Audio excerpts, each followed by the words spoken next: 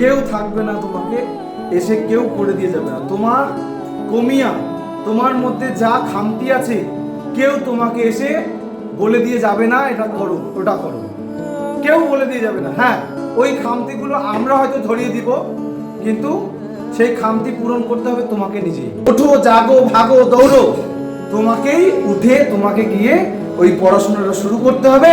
অর্থাৎ তোমাকে কেউ চাকরিটা এসে লিখিত দিয়ে যাবে না। তাহলে তোমাকে কি করতে হবে? খেটে চাকরি পেতে হবে, খাটতে হবে তার জন্য। ঠিক আছে? তাহলে খাটার জন্য তোমাকে কোন পন্থা অবলম্বন করতে হবে? কোন পন্থা অবলম্বন করতে হবে? পড়াশোনা তোমাকে করতেই হবে, ভালো লাগুক বা না লাগুক। তাই তোমার খাটনি তোমাকেই খাটতে হবে। ওই জন্য বলছি পড়াশোনাটা করো ভালো করে, পড়াশোনা করো। এখন খাটবে সারা জীবন, একটা আলাদাই লাইফ লিড করতে পারে।